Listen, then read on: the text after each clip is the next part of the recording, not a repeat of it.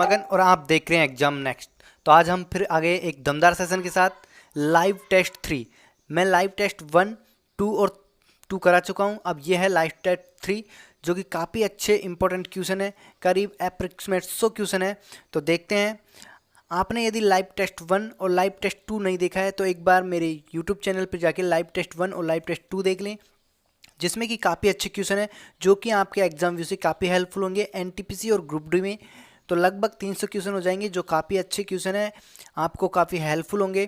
तो चलते हैं। यदि आप मेरे चैनल पर नए हैं तो चैनल को सब्सक्राइब करें, वीडियो को लाइक करें और दोस्तों को वीडियो ज़रूर शेयर करें ताकि सभी इसका फ़ायदा उठा सके। तो चलते हैं आज के पहले क्वेश्चन की ओर। निम्न में से एंटीजन होता है आरबीसी, डब्ल्यूबीसी या प्लाज्मा या ओल, यानी एंटीबीजन किस में होता है एंटीजन? तो इसका राइट आंसर होगा आरबीसी। आरबीसी में एंटीजन होता है, ए और बी होता है एंटीजन, जिसके आधार पर ही हम रुधिर वर्ग की खोज की है। ठीक है, नेक्स्ट क्वेश्चन। निम्न में से एंटीबॉडीज होता है किस में होता है आरबीसी, डब्ल्यूबीसी, प्लाज्मा या ओल? तो इसका राइट आंसर होगा प्लाज्मा।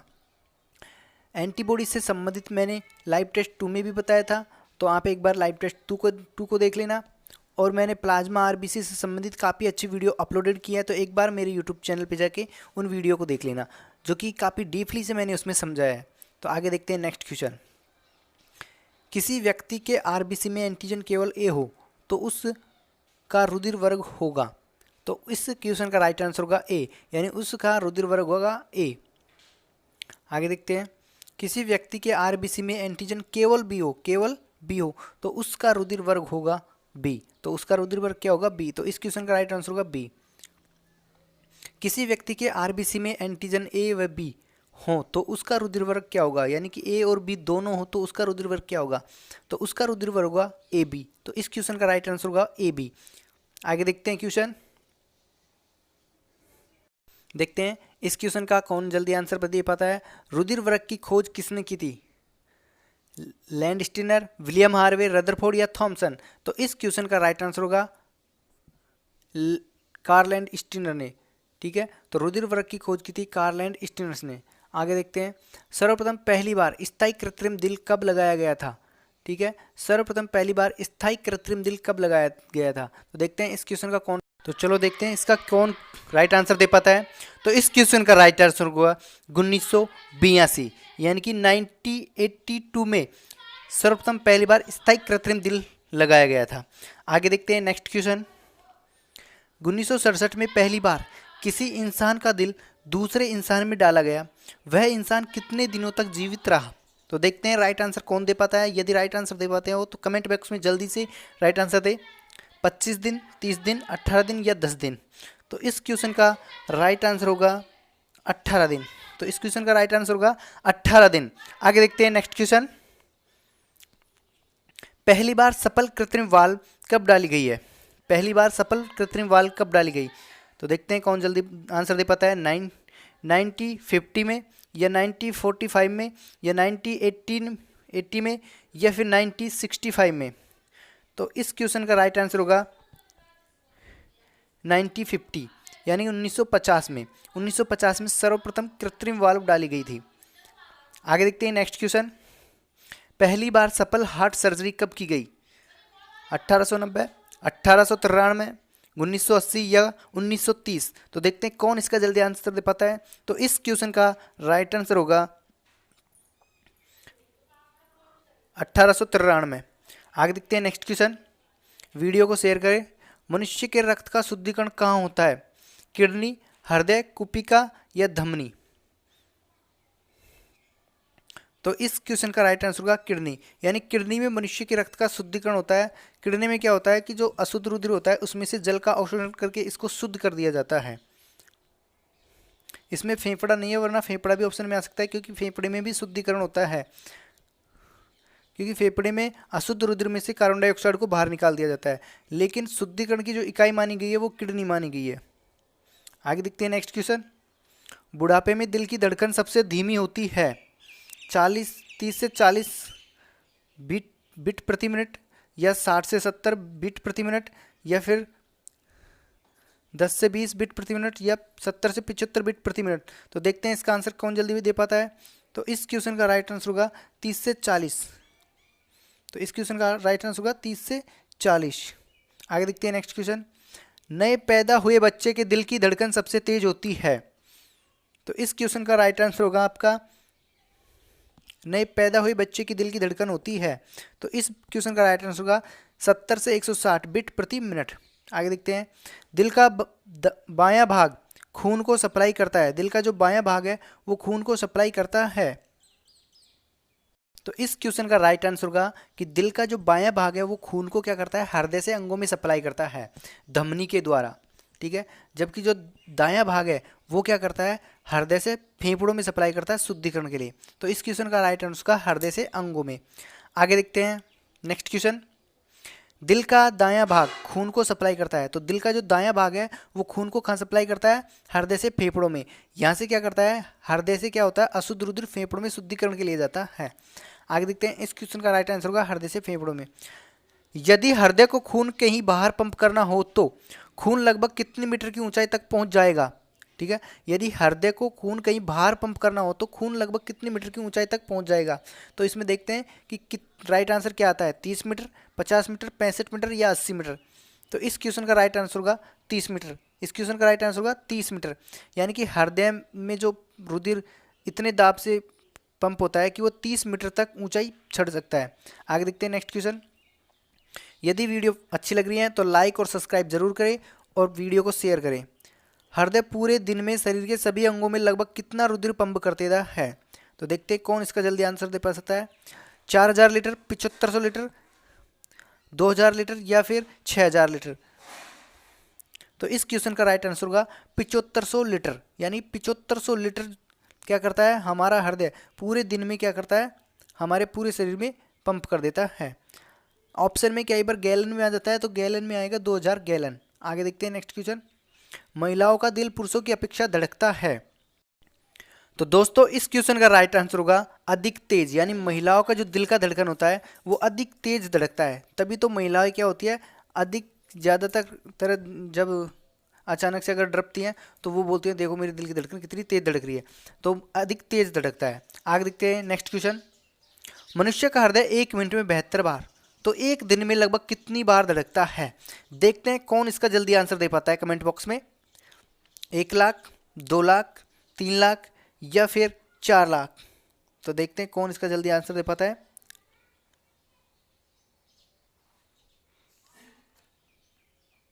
तो दोस्तों इस क्वेश्चन का राइट आंसर होगा अप्रोक्सीमेट 1 लाख, यानी कि लगभग 1 लाख बार धड़कता है। तो आप काउंट करके लगा लेना, 1 मिनट में 72 बार। तो पहले क्या करना, 24 घंटे को मिनट में बदलना और फिर इन मिनट से 72 को गुणा कर देना। तो आपका जो आंसर है वो लगभग 1 लाख और 3000 के कुछ अप्रोक्सीमेट आएगा, ठीक है। तो इस क्वेश्चन का राइट आंसर होगा 1 लाख बार, ठीक है। आगे देखते हैं नेक्स्ट क्वेश्चन। हृदय को 2 भागों में बांटती है उसे क्या कहते हैं। यानी कि हृदय को 2 भागों में बांटती है उसे क्या करते हैं, हृदय कांच, हृदय धमनी या सिरा। तो इस क्वेश्चन का राइट आंसर होगा हृदय कांच। आगे देखते हैं नेक्स्ट क्वेश्चन। ये आपके लिए मैं मोटिवेशनल क्यूट लेके आया हूँ, तो देखते हैं इसको। कि सफल और असफल लोगों दोनों के पास एक दिन में 24 घंटे होते हैं, ठीक है। कि सफल और असफल लोग दोनों के पास एक दिन में 24 घंटे होते हैं, फिर भी कुछ लोग सफल हो जाते हैं, कुछ लोग असफल होते हैं। यानी कि जो इन 24 घंटों को, एक दिन में जो 24 घंटे हैं उनको अगर सही तरीके से यूज लेते हैं अपने लक्ष्य को ध्यान में रखकर, तो वो लोग सफल हो जाते हैं और बाकी तो निठल्ले घूमते रहते हैं, ठीक है। तो आगे देखते हैं नेक्स्ट क्वेश्चन। हृदय में 4 वैषम या 4 कक्ष होते हैं, ध्यान रखना। तो 2 आलिंद और 2 नील्य। ये आपको मैंने ऑब्जेक्टिव ऐसे बता दिया है कि हृदय में 4 क्या होते हैं कक्ष, 2 आलिंद और 2 नील्य। आगे देखते हैं नेक्स्ट क्वेश्चन। हृदय का आकार होता है 12, यानी कि 12 ऊंचाई, 9 चौड़ाई, ठीक है। यानी कि 12 लंबाई, चौड़ाई, ऊंचाई। तो ये लंबाई चौड़ाई ऊंचाई वाला सूत्र लाया, 12 मीटर चौड़ाई, 9 मीटर, 12 मीटर लंबाई, 9 मीटर चौड़ाई या 6 मीटर ऊंचाई। तो देखते हैं इसका ऑप्शन क्या आएगा, ठीक है। तो इसका ऑप्शन आएगा 12, 9, 6। यानी कि 12 मीटर तो क्या होती है इसकी, 12 सेंटीमीटर तो क्या होती है इसकी लंबाई, 9 सेंटीमीटर चौड़ाई और 6 सेंटीमीटर क्या होता है, ये मोटा होता है यानी ऊंचा होता है, ठीक है, मोटा होता है। तो इसका राइट आंसर होगा 12, 9, 6 सेंटीमीटर में होता है, ठीक है। आगे देखते हैं नेक्स्ट क्वेश्चन।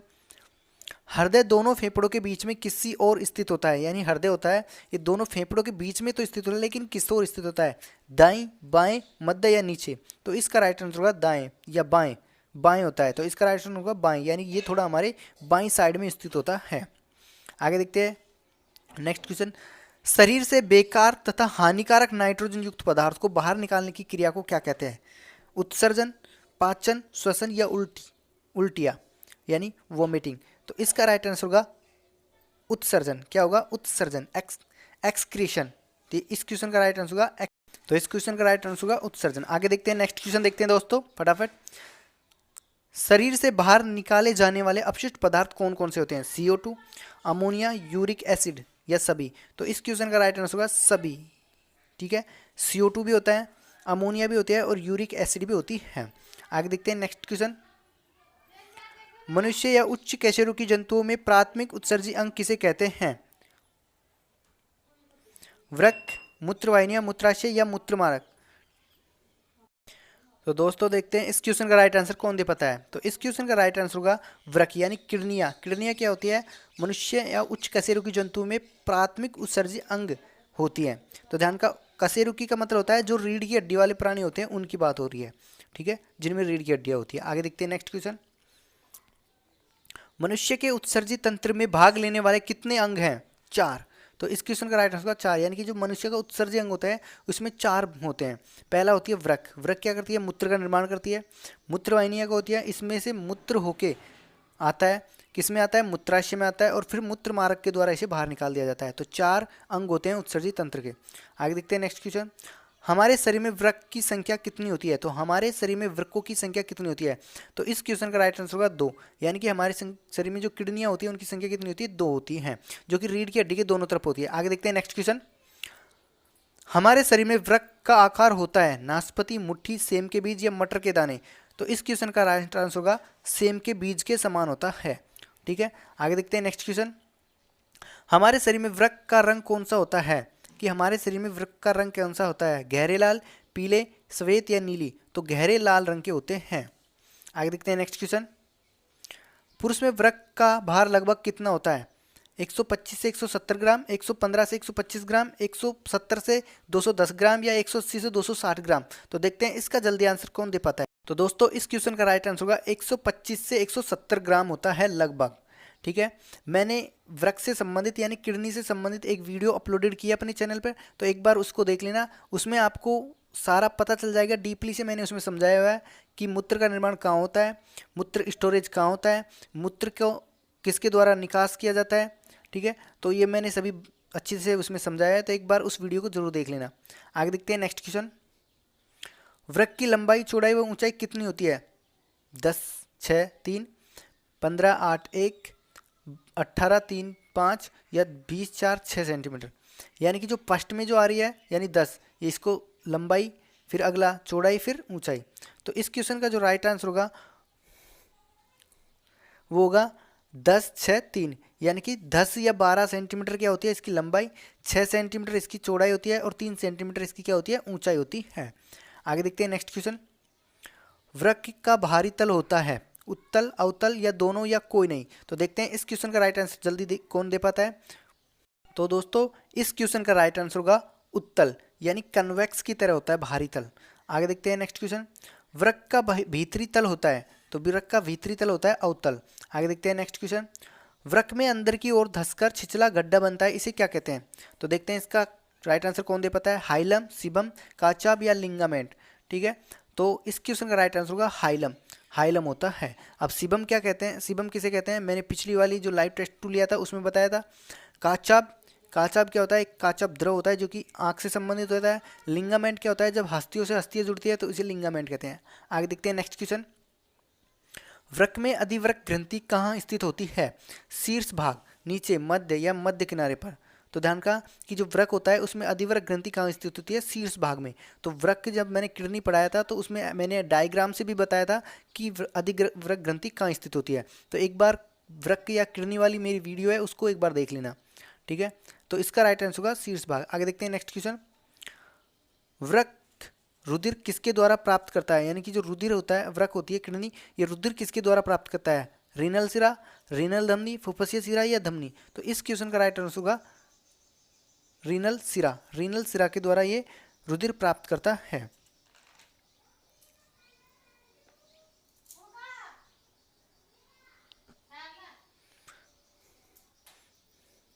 तो दोस्तों इस क्वेश्चन का राइट आंसर होगा रीनल धमनी। ठीक है, सॉरी, इस क्वेश्चन का राइट आंसर होगा रीनल धमनी, यानी रीनल धमनी से ये रुधिर प्राप्त करता है। आगे देखते हैं नेक्स्ट क्वेश्चन। वृक्क से रुधिर को एकत्रित करके पश्चिम महाशिरा में कौन पहुंचाती है? तो इस क्वेश्चन का राइट आंसर होगा रीनल शिरा, यानी रीनल शिरा क्या करता है, वृक्क से रुधिर को एकत्रित करके महाशिरा में पहुंचाती है। आगे देखते हैं, वृक्क के चारों ओर के आवरण को क्या कहते हैं? वृक्क के चारों ओर के आवरण को क्या कहते हैं? रीनल कैप्सूल, क्रेनियल, कार्डिया पेशी या कोई नहीं? तो इस क्वेश्चन का राइट आंसर होगा रीनल कैप्सूल, यानी कि जो वृक्क के चारों ओर एक कैप्सूल का आकार का होता है उसे क्या कहते हैं? रीनल कैप्सूल कहते हैं। क्रेनियल क्या होता है? क्रेनियल एक अस्थि पंजर होता है जिसमें मस्तिष्क होता है। आगे देखते हैं नेक्स्ट क्वेश्चन। वृक्क या किडनी के भाग होते हैं वल्कुट, मेडुला या पेल्विस या सभी? तो इस क्वेश्चन का राइट होगा सभी, यानी कि वृक्क या किडनी होती है, इसके ये तीनों भाग होते हैं, कॉर्टेक्स, मेडुला और पेल्विस। ठीक है, आगे देखते हैं नेक्स्ट क्वेश्चन। वृक्क का मध्यांश भाग उनके पिंडों में बटा सा दिखाई देता है, इसे क्या कहते हैं? तो इसे कहते हैं पिरामिड। ठीक है, इसका राइट आंसर होगा पिरामिड। आगे देखते हैं नेक्स्ट क्वेश्चन।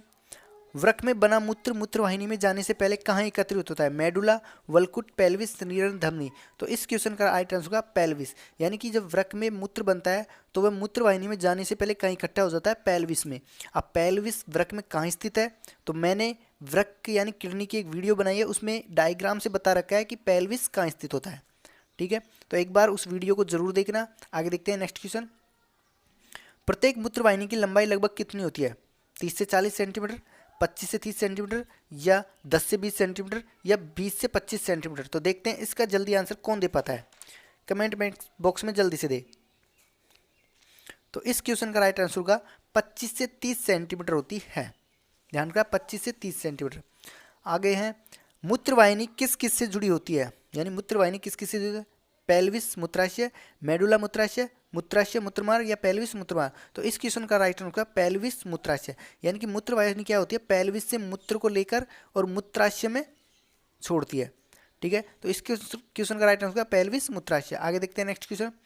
मूत्रवाहिनी से आने वाला मूत्र किसमें एकत्रित होता है? मूत्रमार्ग, मूत्राशय, पेल्विस या मेडुला? तो मैंने अभी बताया था कि मूत्रवाहिनी पेल्विस से मूत्र लेकर कहाँ छोड़ती है? मूत्राशय में। तो इसका राइट आंसर होगा मूत्राशय। ठीक है, मूत्राशय में छोड़ देती है। आगे देखते हैं नेक्स्ट क्वेश्चन। पुरुषों में मूत्रमार्ग लगभग कितना सेंटीमीटर लंबा होता है? 15 से 20 सेंटीमीटर, 20 से 30 सेंटीमीटर, 30 से 40 सेंटीमीटर या 40 से 50 सेंटीमीटर? तो देखते हैं इस क्वेश्चन का राइट आंसर कौन दे पाता है। तो इस क्वेश्चन का राइट आंसर होगा 15 से 20 सेंटीमीटर लंबा होता है पुरुषों का मूत्रमार्ग। आगे देखते हैं नेक्स्ट क्वेश्चन। स्त्रियों में मूत्रमार्ग कितना सेंटीमीटर लंबा होता है? 4 सेंटीमीटर, 6 सेंटीमीटर, 2 सेंटीमीटर या 8 सेंटीमीटर? तो इस क्वेश्चन का राइट आंसर होगा 4 सेंटीमीटर।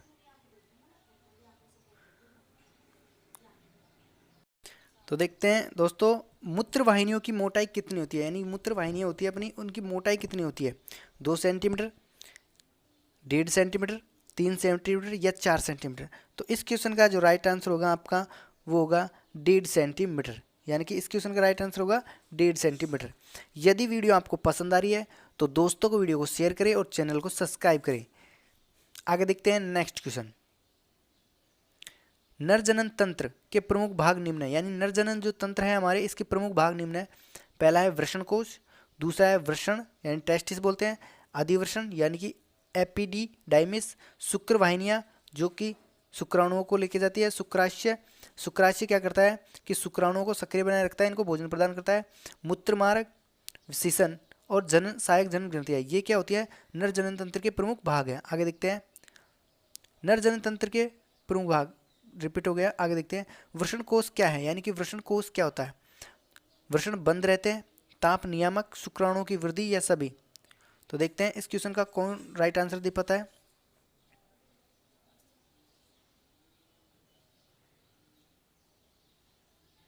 तो दोस्तों इस क्वेश्चन का राइट आंसर होगा सभी, यानी वृषण इसमें बंद रहते हैं। ये जो हमारा ये टेस्टिस दिख रहा है आपको वृषण, ये इसके जो चारों ओर खोल होती है इसे बोलते हैं वृषण कोश।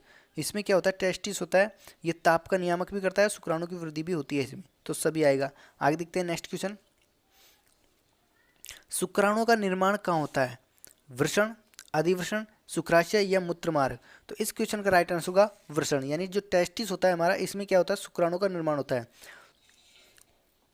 तो मैंने नर जनन तंत्र की एक वीडियो अपलोडेड की है जिसमें कि मैंने काफ़ी डीपली से आपको ये नर जनन तंत्र का सिस्टम समझा रखा है, तो एक बार उस वीडियो को जरूर देखना। तो आगे चलते हैं, नेक्स्ट क्वेश्चन। हमारे शरीर में वृषणों की संख्या कितनी होती है, यानी कि जो वृषण होते हैं उनकी संख्या कितनी होती है। तो ये जो आपको गोली सी दिख रही है यही है वृषण। इसमें कितनी संख्या होती है, 2 होती है हमारे शरीर में, ठीक है। आगे देखते हैं नेक्स्ट क्वेश्चन। हमारे शरीर में वृक्क कहाँ स्थित होती है, यानी वृक्क जो होती है कहाँ स्थित होती है, यानी किडनी कहाँ स्थित होती है। तो रीढ़ की हड्डी के दोनों ओर स्थित होती है। फेफड़ों के मध्य में तो क्या स्थित होता है, हमारा हृदय स्थित होता है।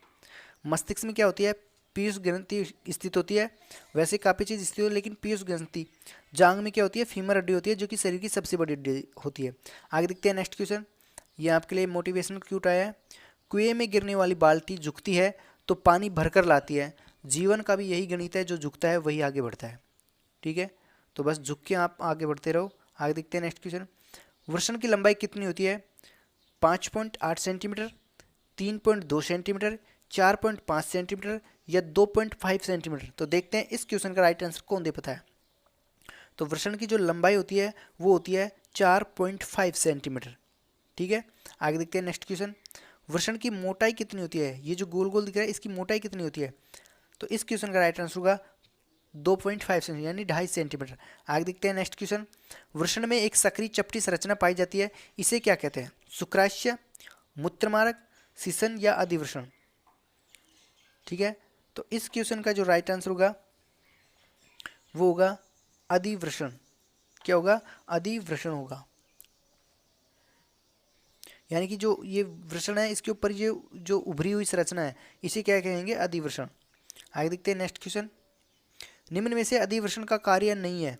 शुक्राणुओं को शुक्रवाहिनी में पहुंचाना, शुक्राणुओं का निर्माण करना, शुक्राणुओं को पोषण प्रदान करना या सभी, ठीक है। तो देखते हैं इसका कार्य क्या नहीं है। इसका कार्य है नहीं है शुक्राणुओं का निर्माण करना, यानी अधिवृषण का कार्य क्या नहीं है, शुक्राणुओं का निर्माण करना, क्योंकि शुक्राणुओं का निर्माण कौन करता है, वृषण करता है, ठीक है। आगे देखते हैं नेक्स्ट क्वेश्चन।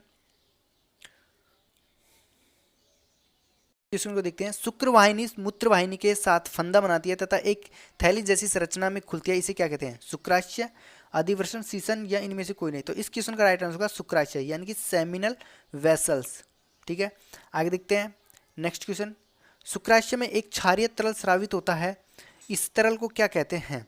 शुक्राणुओं में वृद्धि करना, शुक्राणुओं में कमी, शुक्राणुओं को रोकता है या शुक्राणुओं को सक्रिय करना। तो इस क्वेश्चन का जो राइट आंसर होगा वो होता है शुक्राणुओं को सक्रिय करना।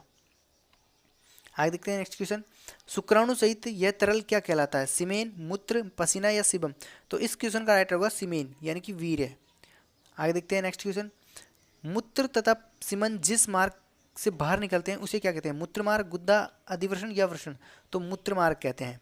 आगे देखते हैं नेक्स्ट क्वेश्चन। सीसन के मुख्य भाग हैं, यानी सीसन के ये मुख्य भाग होते हैं, सीसन मूल, सीसन काय, सीसन मुंड, ये सभी, तो सभी होंगे, ठीक है। आगे देखते हैं नेक्स्ट क्वेश्चन। नर जनन तंत्र में कितनी सहायक ग्रंथियां होती है। तो नर जनन तंत्र में कितनी सहायक ग्रंथि है, 2, 3, 4 या 1। तो नर जनन तंत्र में 2 सहायक ग्रंथियां होती है, एक होती है काउपर्स ग्लैंड और एक होती है प्रोस्टेट ग्लैंड। ये जो आपको दिख रही है काउपर्स ग्लैंड और काउपर्स ग्लैंड, ये 2 सहायक ग्रंथियां होती हैं। आगे देखते हैं। अब देखते हैं कि प्रोस्टेट ग्रंथि क्या होती है। प्रोस्टेट ग्रंथि प्रोस्टोजन हार्मोन स्रावित करती है। यह 25 से 30% भाग वीर्य का बनाती है। पेप्सिनोजन, लाइसोजाइम और एमाइलेज ये एंजाइम होते हैं इसमें। काउपर्स ग्रंथि क्या करती है, एक क्षारीय द्रव स्रावित करती है, जो कि क्या करती है, हमारा जो वीर्य होता है यानी शुक्राणु होता है उसको सक्रिय बनाए रखती है, उसको पोषण प्रदान करती है। आगे देखते हैं। यदि वीडियो पसंद आई है तो लाइक और शेयर जरूर करें और चैनल को सब्सक्राइब करें। आगे देखते हैं नेक्स्ट क्वेश्चन। ये देखते हैं, ये आ गया मादा जनन तंत्र, ठीक है। मादा जनन तंत्र, इसमें ये जो 2 अंडाशय होता है, ये जो आपको वनस्पति की तरह दिख रहा है ये गर्भाशय होता है, ये फ्लोपियन ट्यूब होती है और ये वेंजिना होती है। तो आगे मैं क्वेश्चन से स्टार्ट करता हूँ। यदि आप इसको काफ़ी अच्छी तरीके से समझना चाहते हैं तो मैंने इससे संबंधित एक वीडियो अपलोड की है, मादा जनन तंत्र, तो आप उस वीडियो को जरूर देखें। आगे देखते हैं नेक्स्ट क्वेश्चन। मादा जनन तंत्र के प्रमुख ये भाग हो गए, अंडाशय यानी ओवेरी, अंडवाहिनी, गर्भाशय, योनि और सहायक जनन ग्रंथियाँ, ठीक है। तो इससे संबंधित मैंने वीडियो अपलोडेड किया है, तो आप उस वीडियो को जाके देखें। अब इससे संबंधित मैं क्वेश्चन लेता हूँ। मादा जनन तंत्र में अंडाशयों की संख्या कितनी होती है। तो मादा जनन तंत्र में अंडाशयों की संख्या 2 होती है। आगे देखते हैं नेक्स्ट क्वेश्चन। अंडाशय का आकार होता है सेम के बीज, हाथ की मुट्ठी, मटर के दाने या बादाम। तो ध्यान का अंडाशय के जो आकार होता है वो बादाम के समान होता है। आगे देखते हैं नेक्स्ट क्वेश्चन। अंडाशय में किसका निर्माण होता है? तो अंडाशय में अंडाणुओं का निर्माण होता है। आगे देखते हैं नेक्स्ट क्वेश्चन। अंडाशय कौन कौन से मादा हार्मोन स्रावित करता है? एस्ट्रोजन, प्रोजेस्टेरोन, एंड्रोजन और टेस्टोस्टेरोन या सभी? तो इस क्वेश्चन का राइट होगा एस्ट्रोजन और प्रोजेस्टेरोन। ध्यान का ये दोनों मादा हार्मोन होते हैं। आगे देखते हैं नेक्स्ट क्वेश्चन। अंडवाहिनी या फ्लोपियन नलिका की लंबाई लगभग कितनी होती है? तो 12 सेंटीमीटर, 25 सेंटीमीटर, 20 सेंटीमीटर या 5 सेंटीमीटर? तो देखते हैं इस क्वेश्चन का राइट आंसर कौन दे पाता है। तो दोस्तों इस क्वेश्चन का राइट आंसर होगा 12 सेंटीमीटर, यानी 12 सेंटीमीटर लंबी होती है। आगे देखते हैं नेक्स्ट क्वेश्चन। अंडवाहिनी या फ्लोपियन नलिका कहाँ खुलती है? योनि, गर्भाशय, हृदय या इनमें से कोई नहीं? तो गर्भाशय में खुलती है, तो इसका राइट आंसर होगा गर्भाशय। आगे देखते हैं नेक्स्ट क्वेश्चन। अंडवाहिनी का प्रमुख कार्य क्या होता है? तो अंडाणुओं का भंडारण व पोषण करना, अंडाणुओं का निर्माण करना, शुक्राणुओं का निर्माण करना या सभी? तो अंडवाहिनी का प्रमुख कार्य क्या होता है? अंडाणुओं का भंडारण व पोषण करना। ध्यान का शुक्राणु का निर्माण कौन करता है? वृषण करता है। अंडाणु का निर्माण अंडाशय करता है। और अंडवाहिनी का कार्य क्या होता है? अंडाणु का भंडारण व पोषण करना। ठीक है, आगे देखते हैं नेक्स्ट क्वेश्चन। ये आपके लिए एक मोटिवेशनल क्यूट आ गया है। हम हमारा भविष्य नहीं बदल सकते हैं, बदल सकते हैं हमारी आदतें। हमारी बदली गई आदतें हमारा भविष्य बदल सकती है। तो ध्यान रखना दोस्तों, हमारी जितनी भी बुरी आदतें हैं उनको में सुधार करो, यानी प्रतिदिन अपनी आदतों में कुछ परिवर्तन करो ताकि हम आगे बढ़ सकें। तो आगे देखते हैं नेक्स्ट क्वेश्चन। गर्भाशय का आकार कैसा होता है? मटर के दाने, नाशपाती, बादाम या सेम के बीज? तो इस क्वेश्चन का राइट आंसर होगा नाशपाती के समान। गर्भाशय का आकार कैसा होता है? नाशपाती के समान। नेक्स्ट क्वेश्चन देखते हैं। गर्भाशय की लंबाई लगभग कितनी होती है? तो गर्भाशय की जो लंबाई होती है वो देखते हैं कितनी होती है। 10 सेंटीमीटर, 11.5 सेंटीमीटर, 5.5 सेंटीमीटर या 7.5 सेंटीमीटर?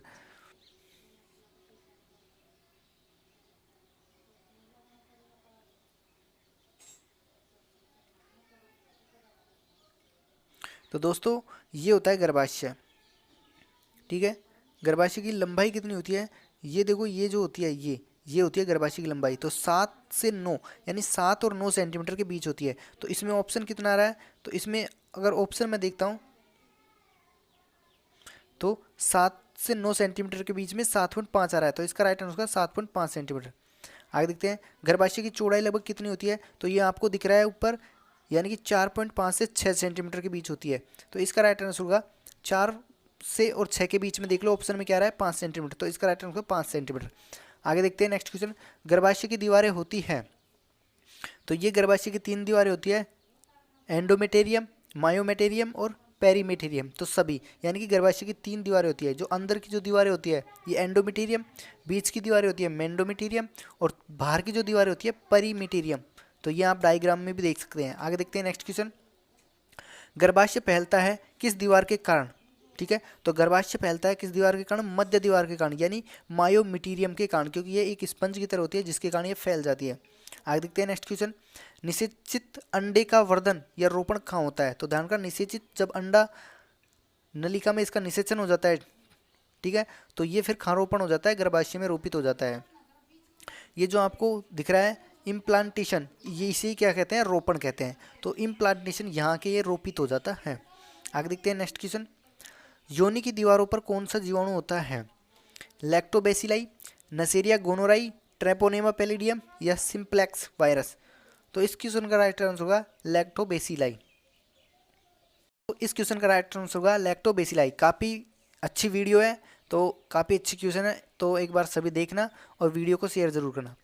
योनि की दीवारें दोनों तरफ कौन सी ग्रंथियां होती है? योनि की दीवारों के दोनों तरफ कौन सी ग्रंथियां? बर्थोलिन ग्रंथि, प्रोस्टेट ग्रंथि, पिट्यूटरी ग्रंथि या अधिवर्ग ग्रंथि? तो इस क्वेश्चन का राइट आंसर होगा बर्थोलिन ग्रंथि। ध्यान कर, योनि की दीवार के दोनों तरफ बर्थोलिन ग्रंथि होती है, जिससे कि क्या होती है? योनि चिकनी हो जाती है। आगे देखते हैं नेक्स्ट क्वेश्चन। मादा जनन तंत्र की सहायक ग्रंथियां होती है, बर्थोलिन ग्रंथि, रेक्टल ग्रंथि, पेरिनीली ग्रंथि या स्तन ग्रंथि? तो दोस्तों मादा जनन तंत्र की ये सहायक ग्रंथि होती है, ये चारों मादा जनन तंत्र की सहायक ग्रंथि होती है, बर्थोलिन ग्रंथि, रेक्टल ग्रंथि, पेरिनियल ग्रंथि और स्तन ग्रंथि। ये चारों ही आएंगे ऑप्शन में। ठीक है, तो आगे देखते हैं नेक्स्ट क्वेश्चन। स्त्री में संसेचन कहाँ होता है? संसेचन कहाँ होता है, यानी निषेचन कहाँ होता है? अंडाशय में, अंडवाहिनी नलिका या गर्भाशय में? तो इसका राइट आंसर होगा अंडवाहिनी नलिका में, यानी अंडवाहिनी नलिका में अंडाणु और शुक्राणु आके मिल जाते हैं। आगे देखते हैं नेक्स्ट क्वेश्चन। परिवर्ती लैंगिक लक्षण इनमें से कौन सा है? ग्राफियन पुटिकाएं, सर्टोली कोशिका या स्तन या इनमें से कौन? तो स्तन। स्तन में क्या होता है? लैंगिक लक्षण होता है। स्तन में क्या होती है? वृद्धि होने लग जाती है। तो इसमें क्या आएगा? स्तन होता है। स्त्रियों में अंडाशय से डिंबाणु के मुक्त होने की क्रिया को क्या कहते हैं? यानी अंडाशय से जब अंडाणु निकलते हैं तो उस क्रिया को क्या कहते हैं? ओव्यूलेशन, निषेचन या उत्सर्जन? तो ओव्यूलेशन कहते हैं, यानी कि ओव्यूलेशन कहते हैं। यानी इससे अंडाणु क्या होता है? बाहर आ जाता है। ठीक है, आगे देखते हैं नेक्स्ट क्वेश्चन। स्त्री में डिंबोत्सर्ग के बाद ग्राफियन पुटिका फट जाने पर कौन सी संरचना बन जाती है? यानी ग्राफियन पुटिका जब फट जाती है तो उससे कौन सी संरचना बन जाती है? काउपर्स ल्यूटियम, काउपर्स ग्रंथि या काउपर्स एल्बिकेंस? तो काउपर्स ल्यूटियम, यानी कि काउपर्स ल्यूटियम में भी बदल जाता है। जब अंडाणु क्या होता है? अंडाशय से बाहर आता है तो इसे बोलते हैं काउपर्स ल्यूटियम। आगे देखते हैं नेक्स्ट क्वेश्चन। मैथुन के समय योनि चिकना बनाने हेतु एक क्षारीय द्रव का स्रावण करने वाली ग्रंथि कौन सी होती है? प्रोस्टेट ग्रंथि, काउपर्स ग्रंथि, पीयूष ग्रंथि या इनमें से कोई नहीं? तो देखते हैं इसका राइट आंसर क्या होगा। दोस्तों इस क्वेश्चन का राइट आंसर होगा काउपर्स ग्रंथि। आगे देखते हैं नेक्स्ट क्वेश्चन। अंडाणु का निषेचन न हो पाए तो काउपर्स ल्यूटियम किस में बदल जाता है? जब अंडाणु अगर, यानी कि जब अंडाणु अंडाशय से बाहर आता है तो इसे क्या कहते हैं? Cowper's luteum. और जब इसमें अगर शुक्राणु आकर नहीं मिले, यानी कि उस समय अगर शुक्राणु अवेलेबल नहीं हो, तो ये काउपर्स ल्यूटियम काउपर्स एल्बिकेंस में बदल जाता है और इसका आकार छोटा होकर ये एमसी के रूप में बाहर निकल जाता है। आगे देखते हैं नेक्स्ट। अगर निषेचन हो जाता है ये फिर क्या होता है? भ्रूण में परिवर्तित होकर क्या होता है? गर्भाशय में रोपित हो जाता है। आगे देखते हैं नेक्स्ट क्वेश्चन। डिंबोत्सर्ग किस हार्मोन के नियंत्रण में होता है? एफएसएच, एलएसएच, एसटीएच या ए व बी दोनों? तो देखते हैं इस क्वेश्चन का राइट आंसर को। दोस्तों इस क्वेश्चन का राइट आंसर होगा ए व बी दोनों, यानी एफएसएच व एलएसएच। ठीक है, यानी फोलिक्स, एफ का मतलब होगा फोलिक्स, एस का मतलब होगा स्टिमुलेटिंग हार्मोन। ठीक है, और एल एच का मतलब होगा ल्यूटिनाइजिंग हार्मोन। आगे देखते हैं नेक्स्ट क्वेश्चन। गर्भाशय में गर्भावस्था में गर्भाशय की पेशियों के संकुचन को प्रेरित कर प्रसव पीड़ा उत्पन्न करने वाला हार्मोन कौन सा होता है? तो इस क्वेश्चन का राइट आंसर होगा ऑक्सीटोसिन हार्मोन। ठीक है, कौन सा हार्मोन होता है? ऑक्सीटोसिन। आगे देखते हैं नेक्स्ट क्वेश्चन। स्त्रियों में स्तनों की वृद्धि प्रेरित कौन सा हार्मोन करता है? ठीक है, तो मेमोट्रोपिक या प्रोलैक्टिन हार्मोन या ऑक्सीटोसिन या ल्यूटिनाइजिंग हार्मोन? तो इस क्वेश्चन का राइट आंसर का मेमोट्रोपिक व प्रोलैक्टिन हार्मोन। आगे देखते हैं। शुक्रजन व अंडजन को प्रेरित करने वाला हार्मोन कौन सा होता है? ठीक है, मेमोट्रोपिक या प्रोलैक्टिन हार्मोन, ऑक्सीटोसिन हार्मोन या पुटिका प्रेरक हार्मोन, वह ए व बी दोनों? तो देखते हैं इस क्वेश्चन का क्या राइट आंसर होगा। तो दोस्तों इस क्वेश्चन का राइट आंसर होगा पुटिका प्रेरक हार्मोन। यानी पुटिका प्रेरक हार्मोन क्या होता है? शुक्रजन व अंडजन को प्रेरित करता है। ठीक है, यानी कि फोलिक स्टिमुलेटिंग हार्मोन्स, यानी पुटिका प्रेरक हार्मोन। आगे देखते हैं नेक्स्ट क्वेश्चन। स्त्रियों में शिशु के जन्म के समय गर्भाशय की ग्रीवा को चौड़ा होने के लिए प्रेरित करता है कौन सा hormone? Mammotropic, prolactin hormone, oxytocin hormone, पुटिका प्रेरक हार्मोन या ए व बी दोनों? तो देखते हैं इस क्वेश्चन का राइट आंसर जल्दी से कमेंट बॉक्स में कौन दे पाता है।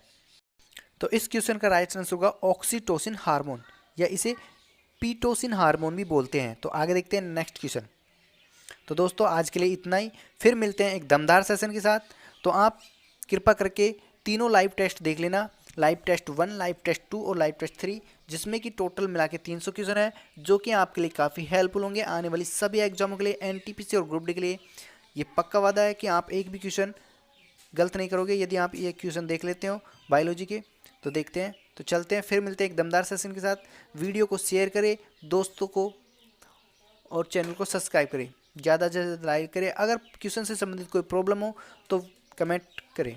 तो फिर मिलते हैं, जय हिंद।